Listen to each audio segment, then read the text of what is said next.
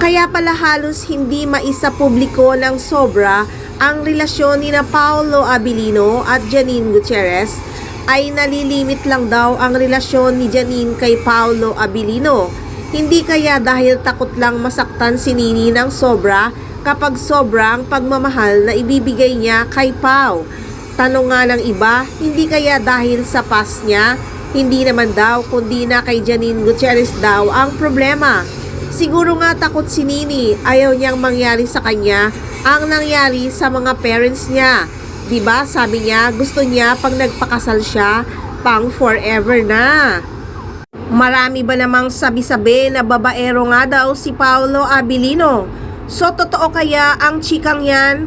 O di kaya dahil career talaga ang priority ni Janine sa kasalukuyan sa dami ng endorser at mga project na nakalinya sa kanya? At totoo nga kaya na nag-propose si Paolo pero tinanggihan ni Janine? Hindi pa talaga handa si Nini sa pag-aasawa.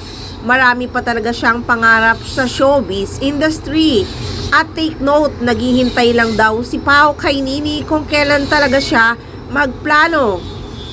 Kaya ang tanong, hanggang kailan kaya maghihintay si Pao kay Nini? Pero sa kasalukuyan, pareho naman silang busy sa dami ng project nila. Baka naman sinasamantala lang din nila na mahal pa sila at sinusuportahan sila ng milyon-milyong tagahanga na kahit sino ang itambal ay patok na patok.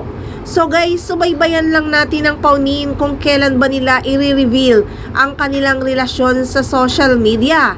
Ini-enjoy pa nila ang kanilang kasikatan sa kasalukuyan, kaya nililimit nila pareho ang kanilang relasyon.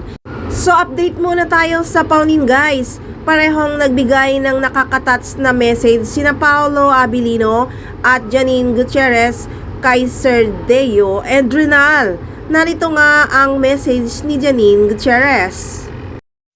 Wala hong sawang pasasalamat sa tiwala at pagmamahal niyo sa akin, Sir Deo. Kumpara sa iba, 3 taon pa lang naman akong kapamilya under your wing and part of the Dreamscape family. Pero sa loob ng maikling panahon na yon, grabe ang naging halaga niyo sa buhay ko.